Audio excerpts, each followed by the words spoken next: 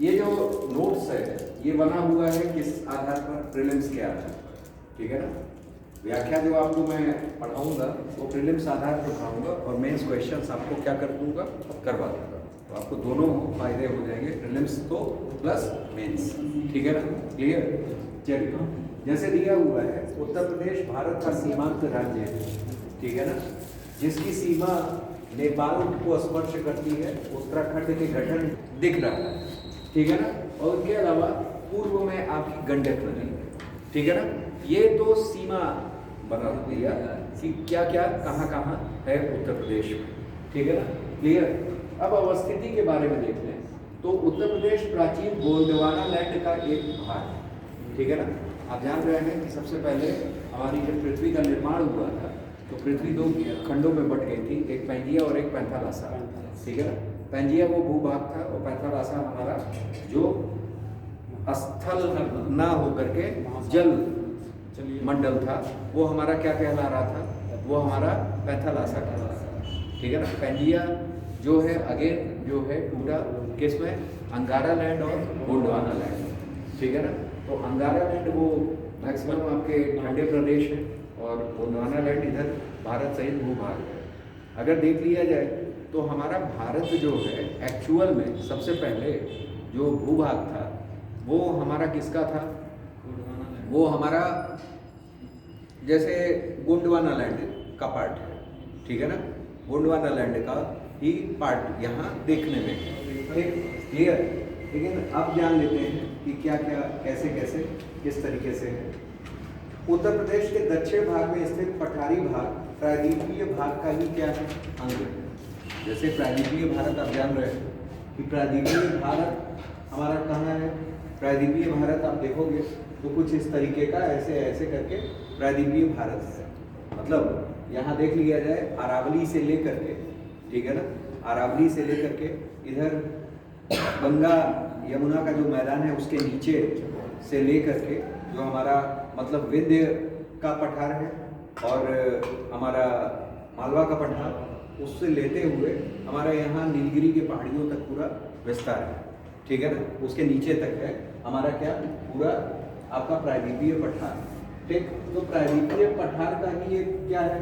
भाग, प्रायद्वीपीय भाग का ही एक अंग है जिसका निर्माण विंध्यक्रम की शैलों द्वारा प्री कैम्ब्रियम युग में हुआ था, ठीक है ना। अब इसके लिए आप लोग जैसे ज्योग्राफी, इंडियन ज्योग्राफी पढ़े होंगे तो उसमें बहुत कुछ पढ़ लिए होंगे कि ये हमारा बुंदेलखंड रीजन है, ये हमारा बघेलखंड रीजन है, इधर हमारा विंध्य क्षेत्र है, ठीक है ना, कैमूर की पहाड़ियों तक विस्तारित है। और फिर इधर आप पढ़े होंगे क्या? मालवा का पठार होगा। मालवा के पठार से हमारी कुछ नदियाँ हैं आ रही जो उत्तरगामी नदियाँ हैं और सब कहाँ आती हैं? उत्तर प्रदेश में। और गंगा की सहायक, गंगा कह रहे हैं, यमुना की सहायक नदियाँ, ठीक है ना। क्लियर? जैसे बेतवा आती है, काली सिंध आती है, ठीक है ना। क्लियर? चंबल है, ये सब जा करके यमुना से मिल रही हैं और सब मालवा के पठार से क्या हो रही हैं? निकल रही हैं, ठीक है ना। क्लियर? आगे आइए, अगर अक्षांशीय विस्तार के में देख लें तो उत्तर प्रदेश 23 डिग्री 52 मिनट, ठीक, और 31 डिग्री 28 मिनट उत्तरी अक्षांश के क्या है? मध्य है, ठीक है ना। अगर यहाँ अक्षांशीय विस्तार हम लोग देख लें तो मैप में उत्तर प्रदेश वहाँ भी दिखेगा आपको क्या कि 23-52 से लेकर के 31-28 तक उत्तरी अक्षांश के मध्य है। और अगर हम लोग ये अक्षांशीय कुल विस्तार देखें तो इनके बीच डिफरेंस हमारा कितना है? 7 से 7 डिग्री 36 मिनट इसका डिफरेंस है। ये डिफरेंस ही अक्षांशीय विस्तार को दर्शाता है। मतलब यहाँ से शुरू होता है और यहाँ खत्म होता है। तो हम लोग डिफरेंस देखेंगे तो डिफरेंस कितना है? 7 डिग्री 36 मिनट है। और ये तीनों ही एग्जाम्स में आपके प्रीलिम्स में पूछे जाते हैं। ये जितने फैक्ट दिए हुए हैं all are important for prelims examinations, ठीक है ना। क्लियर? आगे आइए, आगे दिया हुआ उत्तर प्रदेश की दक्षांशीय विस्तार, ये दक्षांशीय कह रहे हैं, देशांतरीय विस्तार जो है वो हमारा क्या है? 77 डिग्री 30 मिनट पूर्व साइड, ठीक, से लेकर के 84 डिग्री 39 डिग्री पूर्वी देशांतर। ये हमारा देश जो है उत्तर पूर्वी, ठीक है ना, उसमें आता है, ठीक, उत्तरी अक्षांश और पूर्वी देशांतर, ठीक है ना। क्लियर? तो ये पूर्वी देशांतर में है। कुल देशांतरीय विस्तार देखेंगे तो 7 डिग्री 9 मिनट है, ठीक। और अक्षांशीय विस्तार भी देखेंगे तो 7 डिग्री 36 मिनट है। इसको याद कर सकते हैं, ये ध्यान में रखिएगा, ठीक है ना, क्लियर। और ना भूले तो इसको अच्छी तरीके से ऐसे कर सकते हैं कि 9 का 4 गुना मतलब 36, बाकी 7 तो है ही आपका, ठीक है ना, क्लियर। कितना 7 36 और इधर 7 9, ठीक है ना, क्लियर। अब देखते हैं आगे दिया हुआ है कि उत्तर प्रदेश के अक्षांशीय और देशांतरीय विस्तार का स्रोत भारत वन स्थिति रिपोर्ट ISFR है, ठीक है ना, वहां से लिया गया है, मतलब ऐसा उन लोगों ने बताया है।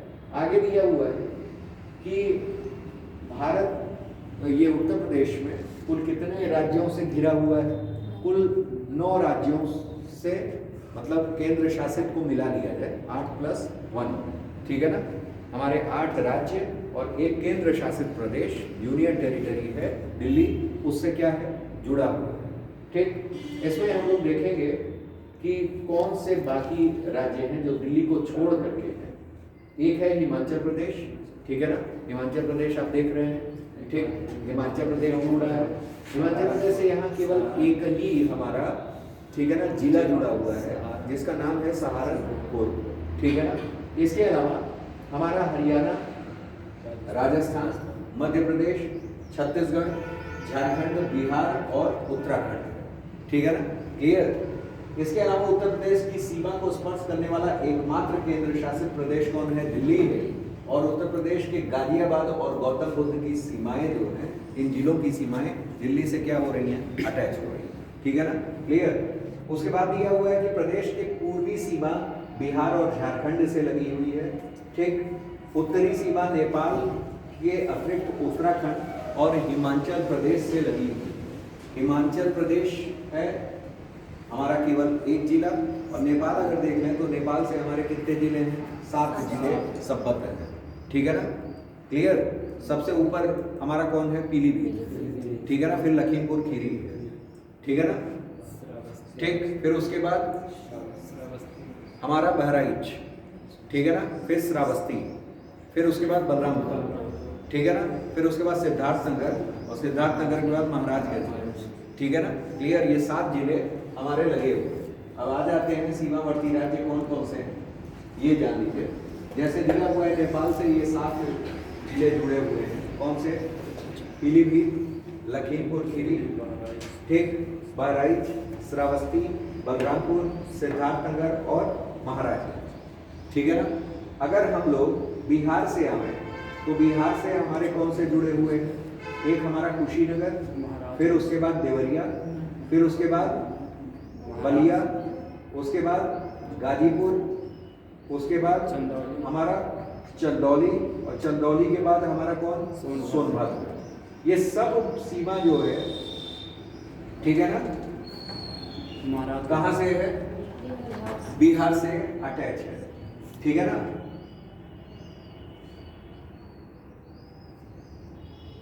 ठीक, उसके बाद आइए, उसके बाद, ठीक, अभी आपको शॉर्ट ट्रिक्स भी बता देंगे कि क्या है, किस तरीके से, ठीक है ना, क्लियर। वो ऑफ जोन में मैं बताऊंगा, ठीक है ना, इससे ऑन जोन में बताना ठीक नहीं है, ठीक। ऑफ जोन में मैं अभी नहीं, बाद में मैं उसे बता दूंगा। आगे आइए, आगे दिया हुआ है हमारा क्या, आगरा। आगे मध्य प्रदेश है, मध्य प्रदेश में आता है आगरा, ठीक, इटावा, जालौन, झांसी, ललितपुर, महोबा, बांदा, चित्रकूट, प्रयागराज, मिर्जापुर और सोनभद्र, ठीक है ना, ये है। इससे 11 है, और 11 को हम लोग याद कर सकते हैं, वो भी क्रम से याद कर सकते हैं, ठीक है ना, क्लियर। कैसे याद करेंगे वो अभी हम लोग डिस्कस कर लेंगे, ठीक। उसके बाद आइए, उसके बाद हमारा राजस्थान से कौन है, मथुरा और आगरा, ठीक है ना, मथुरा और आगरा, ये हमारा किससे जुड़ा हुआ है, राजस्थान से 2 जिले हैं। हरियाणा से हमारे 6 जिले जुड़े हुए हैं, कौन कौन, सहारनपुर, शामली, बागपत, गौतम बुद्ध नगर, अलीगढ़ और मथुरा, ठीक है ना, क्लियर। उसके बाद आइए, उसके बाद हमारा जुड़ा हुआ है दिल्ली से, अभी हम लोग डिस्कस किए थे, गाजियाबाद और हमारा गौतम बुद्ध नगर, और उसके बाद हिमाचल प्रदेश एकमात्र राज्य है, वो जिला है कौन, सहारनपुर। उत्तराखंड से 7 जुड़े हुए हैं हमारे, कौन से, एक सहारनपुर है, एक हमारा मुजफ्फरनगर है, बिजनौर है, मुरादाबाद है, रामपुर है, बरेली है और पीलीभीत, ठीक है ना। तो ये रहे राज्य, ठीक, राज्य से जुड़े जिले कि कौन कौन से राज्य से, मतलब इस राज्य से कौन कौन से जिले जुड़े हैं, ठीक है ना। मतलब किस राज्य से कौन कौन से जिले जुड़ गए हैं, ये आपके इम्तहान में काफ़ी पूछा जाता है। कभी कभी तो क्रम में दे देता है कि आप क्रम से लगाएं। अगर क्रम याद है तो पूरा प्रदेश याद कर सकते हो कि किस जिले के बाद कौन सा जिला पड़ेगा, ठीक है ना, क्लियर। ये चीज याद रखने योग्य है, ठीक है ना। उसे ऑफ जोन में करिए तो फिर मैं बताता हूँ। राजस्थान केंद्र शासित प्रदेश दिल्ली से लगी है, ठीक है ना। उत्तर प्रदेश की दक्षिण सीमाएं मध्य प्रदेश छत्तीसगढ़ को स्पर्श करती हैं और सबसे लंबी सीमा किससे है, मध्य प्रदेश। जान रहे हैं कि आप 11 जिले जो हैं किससे हैं, मध्य प्रदेश से, ठीक है ना, क्लियर। उसके बाद है उत्तर प्रदेश की न्यूनतम सीमा किससे लग रही है, हिमाचल प्रदेश, जहां केवल एक जिला सम्मिलित है, ठीक है ना, क्लियर। उत्तर प्रदेश का एकमात्र जिला सहारनपुर है जिसकी सीमा हिमाचल प्रदेश से लगती है। इसके अतिरिक्त इस जिले की सीमा हरियाणा और उत्तराखंड से भी लगती है, ठीक है ना। मतलब हिमाचल प्रदेश ही है जो केवल और केवल और केवल हिमाचल से सीमा बना रहा है। बाकी आप देख लें तो ये उत्तराखंड और हरियाणा से भी बना रहा है, लेकिन हिमाचल से लगने वाला केवल एकमात्र जिला कौन है, सहारनपुर। उसके बाद हम लोग आ जाएं कि सर्वाधिक जिला कौन, 11 MP, ठीक। आगे दिया है सर्वाधिक 4 प्रदेशों को स्पर्श करने वाला, ये बहुत इंपॉर्टेंट है, सोनभद्र, ठीक है ना, क्लियर। सोनभद्र है जो हमारा मतलब स्पर्श कर रहा है, एकमात्र जिला। यह मध्य प्रदेश, छत्तीसगढ़, झारखंड, बिहार को स्पर्श करता है, ठीक है ना।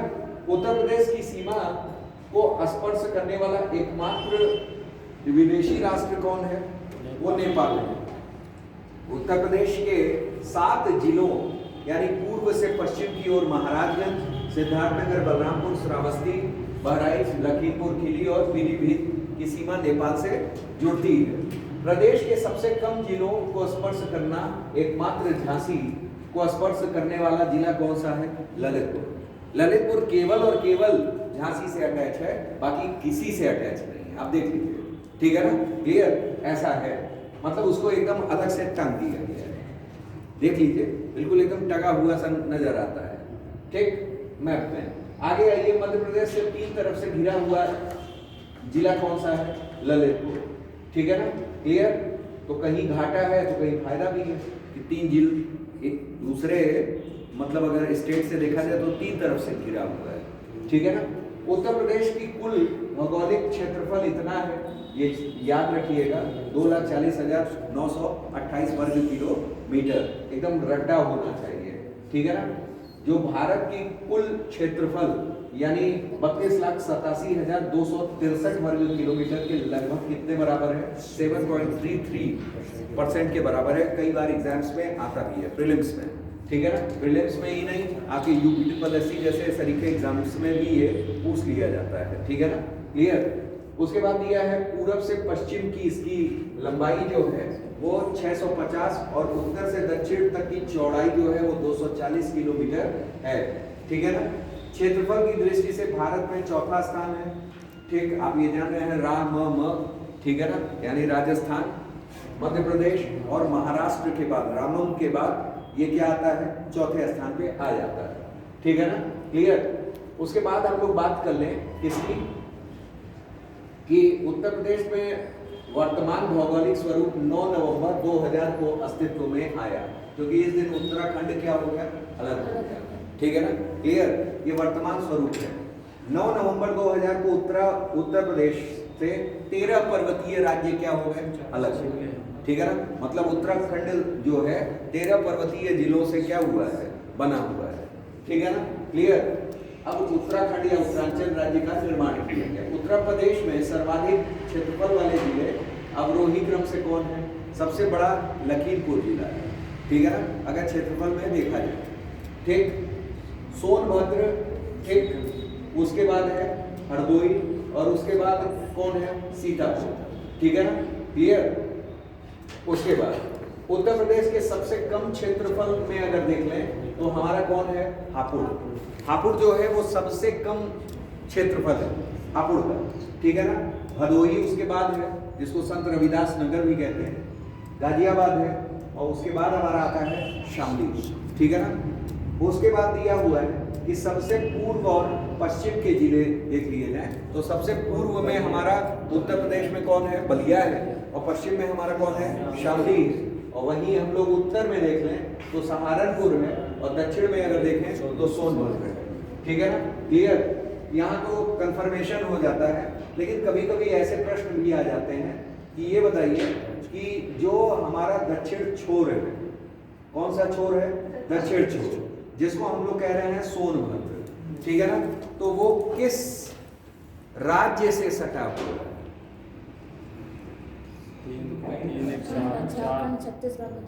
किस राज्य से सटा हुआ है? क्योंकि सोनभद्र तो आपका 4 राज्यों से सटा हुआ है, लेकिन उत्तर प्रदेश का दक्षिणतम छोर कौन है, सोनभद्र, तो किस राज्य से सटा हुआ है? क्योंकि सोनभद्र तो 4 राज्यों से सटा है कि नहीं है, तो कौन सा राज्य है? तो आंसर मिलेगा छत्तीसगढ़, आंसर मिलेगा छत्तीसगढ़, छोर बिंदु, ठीक है ना। हाँ, दक्षिणतम छोर कौन है, सोनभद्र, और सोनभद्र तो खुद 4 उससे अटैच है, तो किस राज्य से सटा हुआ है दक्षिणतम छोर? तो छत्तीसगढ़। कई लोग कंफ्यूज करके ये जानते हैं कि छत्तीसगढ़ और झारखंड में होगा, ठीक, लेकिन वहां कंफ्यूज कर जाते हैं छत्तीस की झारखंड, ठीक। तो हमें बताना है क्या, छत्तीसगढ़, ये ध्यान में रखिएगा, ठीक है ना, क्लियर। आगे आते हैं, आगे यहाँ दिया हुआ है कि प्रदेश का सबसे उत्तरी सहारनपुर, दक्षिण सोनभद्र है, वहीं ये प्रश्न रेज हो जाता है। आगे आइए, राष्ट्रीय राजधानी क्षेत्र में सम्मिलित उत्तर प्रदेश के 8 जिले हैं, ठीक है ना।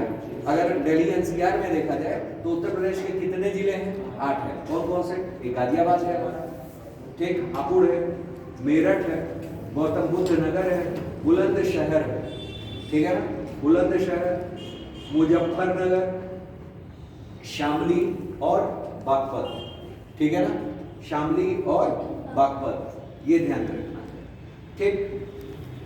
कुल शामिल क्षेत्र जो है कितना है, 14,826 किलोमीटर है, ये भी ध्यान में रखने वाली बात है, ठीक है ना, 14,826। हालांकि रेयर सर्कमस्टांसेस में पूछे जाएंगे, लेकिन ये सब चीजें भी पूछ ली जाती हैं कभी कभी, ठीक है ना, क्लियर। इन चीजों को थोड़ा सा ध्यान में देना होगा, ठीक है ना, क्लियर। आगे है भौतिक विभाग, यानी फिजिकल हम लोगों को वो देखना है कि क्या क्या चीजें हैं। अब आ जाते हैं उत्तराखंड के गठन के पूर्व राज्य के 3 भूभाग थे, एक पर्वतीय क्षेत्र था, एक मैदानी क्षेत्र था, और एक दक्षिण का पठारी क्षेत्र था, ठीक है ना। भाई हमने डिवीजन कर दिया 3 भागों में, ऊपर हमारा उत्तराखंड का पर्वतीय क्षेत्र है पूरा, नेपाल से भी सटे वो सब पर्वतीय क्षेत्र हुए थोड़े से, ठीक है ना, क्लियर। फिर हमारा कौन सा क्षेत्र आ जाता था, मैदानी क्षेत्र, गंगा यमुना का मैदानी क्षेत्र, दोआ वाला क्षेत्र, ठीक है ना। फिर उसके बाद हमारा दक्षिण का विंध्याचल, मालवा का पठार है, बघेलखंड, बुंदेलखंड, ये सब मिला करके ये सब पठारी क्षेत्र हो जाते थे, ठीक, क्लियर। अब क्या है, अब यहाँ इस पर्वतीय क्षेत्र से लगा भाबर तराई क्षेत्र ही उत्तर प्रदेश में क्या है, बचा हुआ है, भाबर और तराई क्षेत्र, ठीक है ना, क्लियर। अब जानिए भाबर और तराई तो 3 प्राकृतिक प्रदेश हो गए, पहला क्या, भाबर और तराई, ठीक है ना। दूसरा क्या, दूसरा हमारा गंगा यमुना का मैदान, और तीसरा दक्षिण का पठारी प्रदेश। भाबर क्षेत्र जो है थोड़ा कतरीला पथरीला है, ठीक है ना, और वहीं तराई क्षेत्र जो है टोटल क्या है, नम क्षेत्र माना जाता है। अब क्या है कि इन क्षेत्रों में काफी कुछ सुधार किए गए हैं कृषि लायक, पहले तो कृषि भी नहीं हो पाती थी, ठीक है ना, इन क्षेत्रों में। जैसे सहारनपुर से लेकर के उधर कुशीनगर तक का पूरा क्षेत्र भाबर और तराई क्षेत्र का जाना जाता है। अब एक एक करके हम लोग क्षेत्रों के बारे में जानेंगे। जैसे दिया है पश्चिम में सहारनपुर से लेकर के पूर्व में देवरिया और कुशीनगर, ठीक है ना, पडरौना तक। पडरौना क्या है, वो जिला मुख्यालय है, ठीक है ना, जैसे हर जगह का जिला मुख्यालय होता है, ठीक है ना, उसी तरह से जैसे यहाँ बस्ती में क्या होगा, सदर होगा, बस्ती ही है ना, हाँ बस्ती। गोरखपुर में गोरखपुर सदर है, ठीक है ना, क्लियर। आपका अलग अलग जगहों पे अलग अलग है, कुशीनगर में पडरौना हो गया, नौगढ़ है आपका सिद्धार्थनगर में, ठीक है ना, संत कबीर नगर का खलीलाबाद, संत कबीर नगर का खलीलाबाद है, ठीक है ना, और कानपुर देहात का है, ठीक है ना, और कानपुर देहात का कौन बताएगा, वो अकबरपुर, ठीक है ना, अम्बेडकर नगर का, अम्बेडकर नगर का अकबरपुर है, और कानपुर देहात का अकबरपुर माती है, अकबरपुर माती, ठीक है ना, ये जिला मुख्यालय है अलग अलग के, ठीक है ना, तो वहाँ कंफ्यूज करता है उस जगहों का, देख लीजिएगा, ये सब भी पूछे जाते हैं, अगर प्रीलिम्स की में पूछे जाते हैं, ठीक है ना, प्रीलिम्स में इन प्रश्नों की विविधता रहती है, ठीक है ना, क्लियर है। अकबरपुर माती ना, हाँ वही मैंने ही कहा, ठीक है ना, क्योंकि अकबरपुर केवल इधर है, अकबरपुर माती तो आप लोगों ने सुना नहीं होगा, ठीक है ना, तो अकबरपुर माती का है उधर ही कानपुर देहात में, वही तो मैं कह रहा हूँ, ठीक है ना, क्लियर।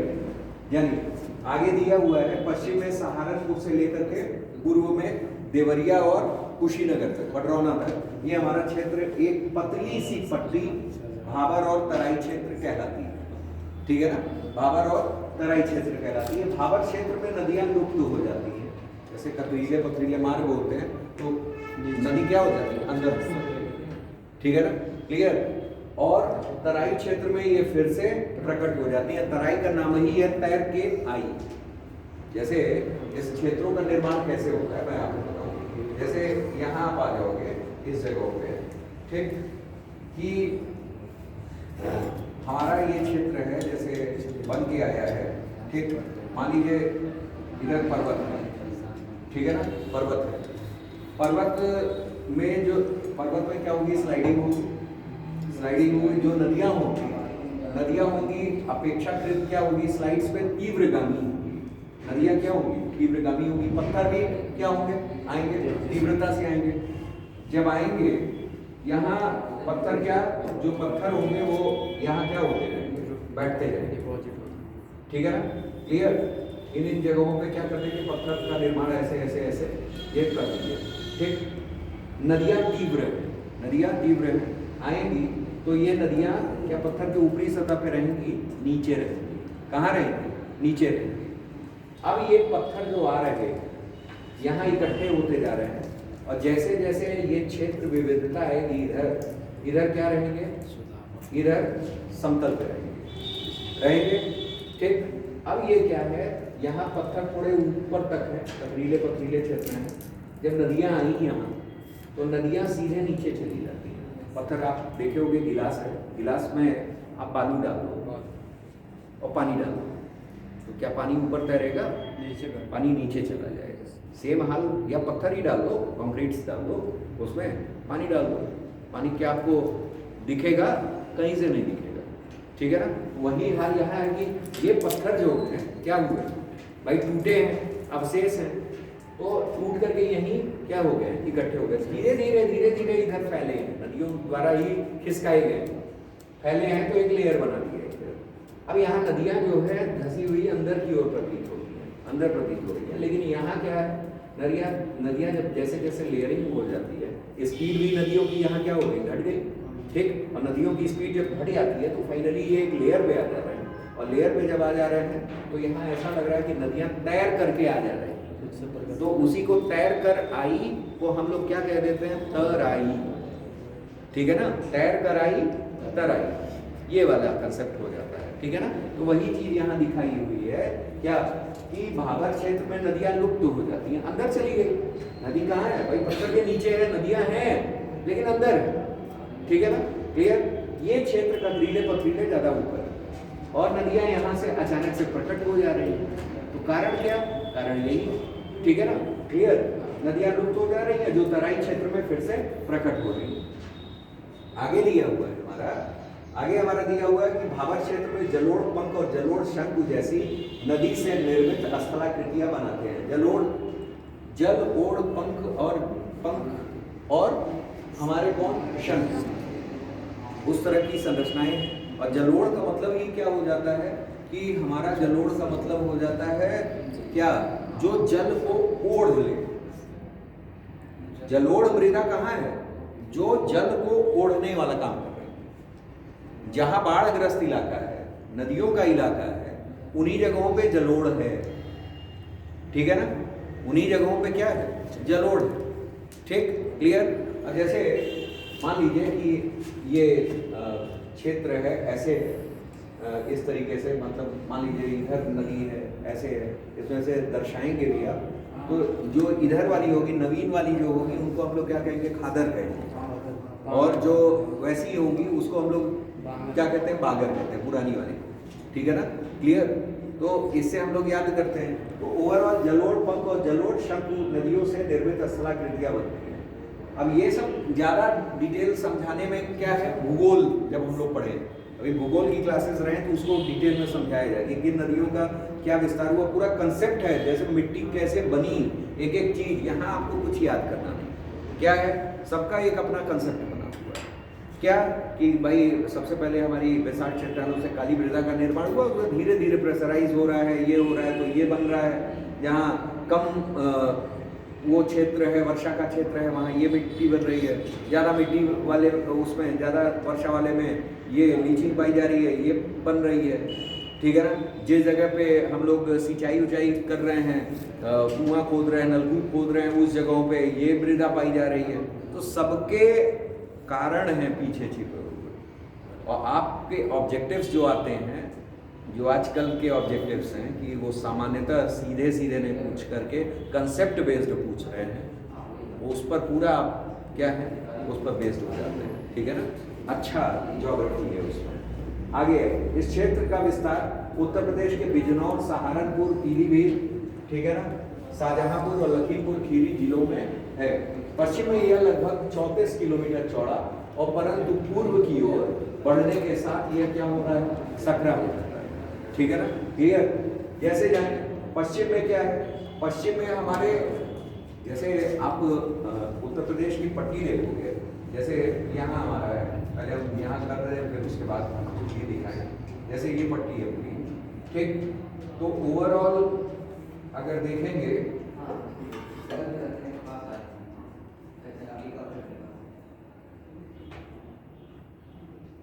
ठीक, तो हमारा यहाँ सहारनपुर है, कहाँ गया, ऊपर और हाँ, और ऊपर है, ठीक है ना, क्लियर। तो सहारनपुर से ले करके पूरा, ठीक है ना, ये 30 किलोमीटर की पूरी पट्टी जा रही है, ऐसे इस तरीके से। ये पूरा का पूरा क्षेत्र क्या है, ये पूरा का पूरा क्षेत्र हमारा क्या आता है, ये वाले क्षेत्र में ही आपके भाबर आता है। और इधर जैसे जैसे आएंगे, ये हमारे क्षेत्र क्या कहला रहा है, ये तराई आता है।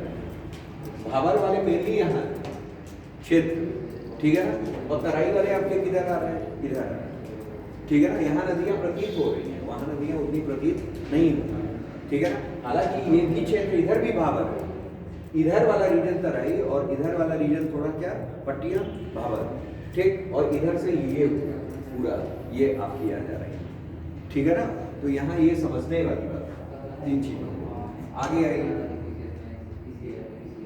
उसे वो कर हो जाएगी। क्या देखिए, भाबर में नदियाँ क्या लुप्त है, जो तराई क्षेत्र में फिर से क्या हो जा रही है, प्रकट हो जा रही है। भाबर क्षेत्र जलोढ़ पंख, जलोढ़ शंकु जैसी नदी निर्मित स्थलाकृतियां। भाबर क्षेत्र वह पूर्ववर्ती पर्वतीय भाग जो कंकड़ पत्थर से निर्मित है, ठीक है ना। इस क्षेत्र का विस्तार उत्तर प्रदेश के बिजनौर, सहारनपुर, लखीमपुर, शाहजहांपुर, ठीक है ना, पीलीभीत, इस सब में आ रहा है, ठीक है ना, मतलब उधर ही है। उसके बाद आइए पश्चिम में, यह लगभग 34 किलोमीटर चौड़ा है, और धीरे धीरे जैसे पूर्व की ओर बढ़ेगा, वो पतला सकरा होता जा रहा है, ठीक है ना।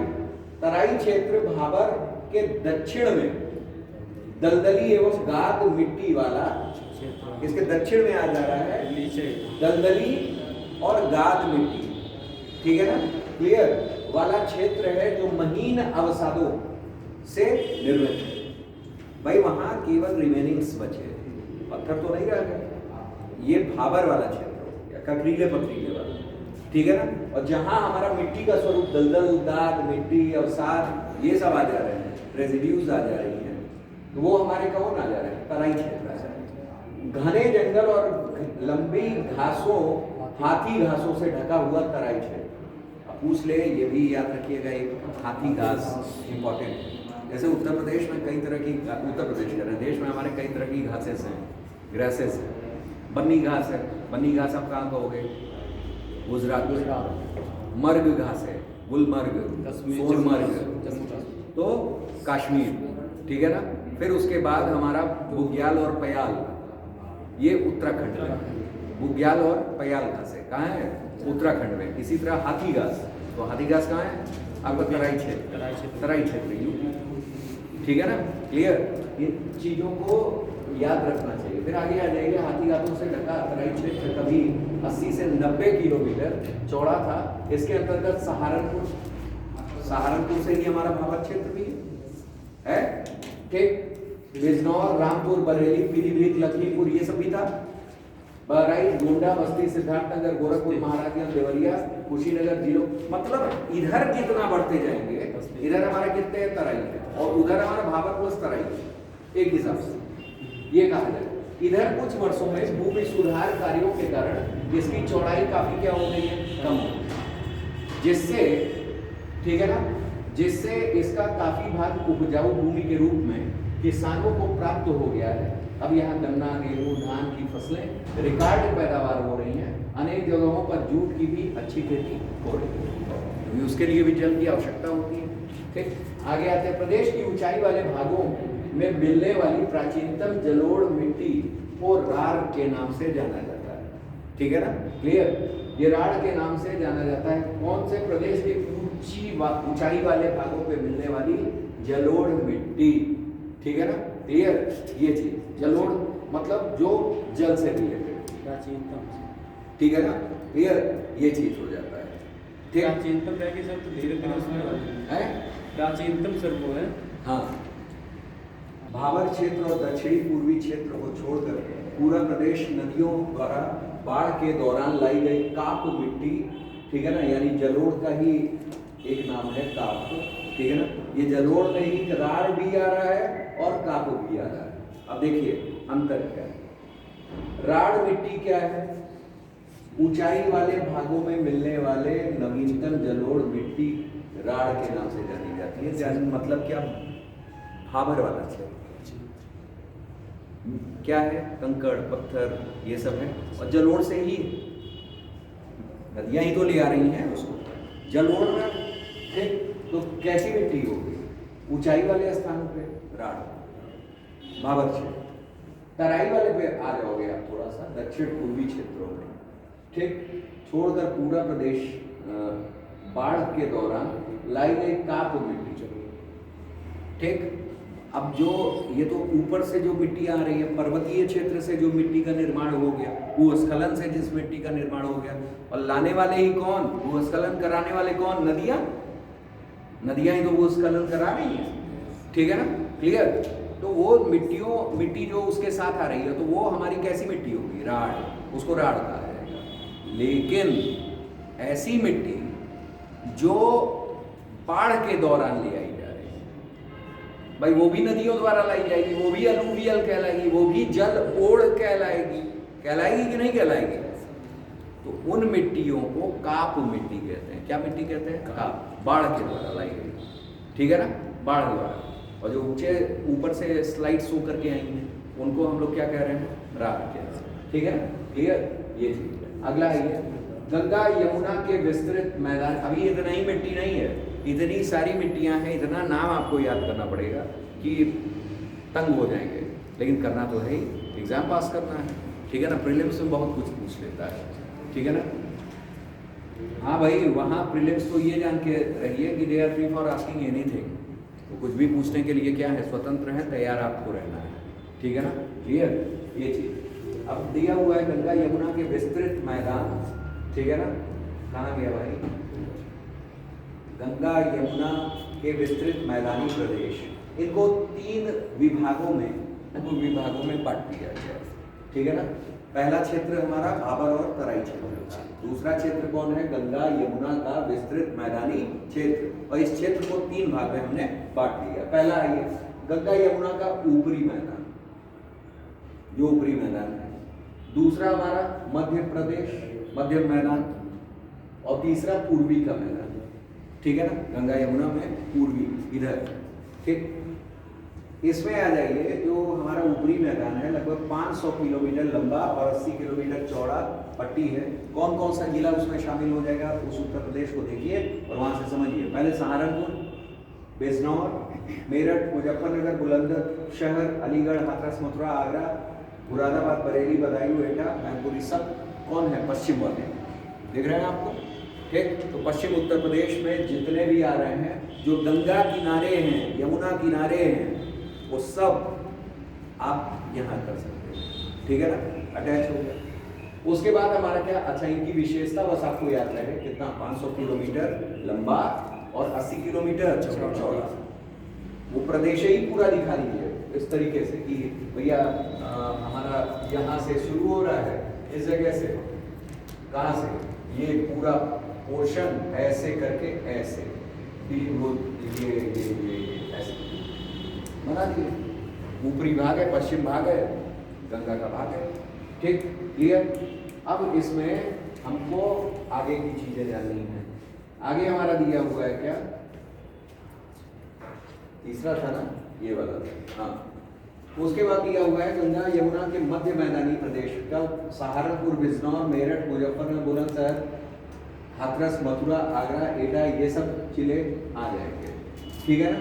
और उसके बाद दिया हुआ है पूर्वी मैदान में कौन कौन आएगा भाई? वाराणसी आएगा, जौनपुर, गाजीपुर, आदिलाबाद, जितना पूर्वोत्तर दिख रहा है, इंक्लूडिंग मिर्जापुर और सोनपुर, एक्स्ट्रा बोल रहे हैं। ठीक है ना। क्लियर। भदोही में ये सब है। अब गंगा यमुना के मैदान का निर्माण काप मिट्टियों से हुआ है। अब देख लीजिए, देखिए इससे पहले भाबर और तराई में जो मिट्टी है वो कौन है? राढ़ कहलाएगी, क्योंकि पर्वतीय प्रदेशों से ले आई गई है, ऊंचाइयों से ले आई गई। लेकिन ये कहाँ से ले आई गई है भाई? बाढ़ द्वारा निर्मित है। मानेंगे कि नहीं? इन क्षेत्रों में जो मैदानों का भी विकास हुआ है वो बाढ़ों के द्वारा हुआ है कि नहीं? नदियां आगे बढ़ गई, स्थल छोड़ गई, वो मैदान हो गए। ठीक, क्लियर। तो ताप या जलोढ़ मिट्टी से हुआ है। गंगा यमुना के विस्तृत मैदानी प्रदेश की समुद्र तल से औसत ऊंचाई कितनी है? 300। ठीक है ना। 300 ये औसत ऊंचाई है गंगा यमुना मैदान की, समुद्र तल से औसत ऊंचाई। ये इंपॉर्टेंट तथ्य है, ये ध्यान में रखिएगा। ठीक है ना। क्लियर।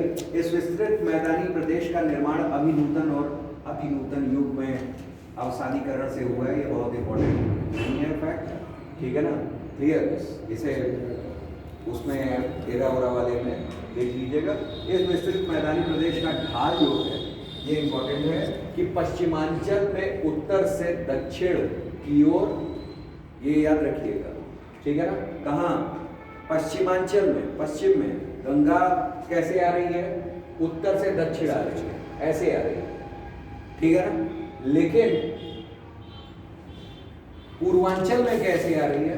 पश्चिम उत्तर से दक्षिण पूर्व, पश्चिम उत्तर से दक्षिण पूर्व, ऐसे। ठीक है ना।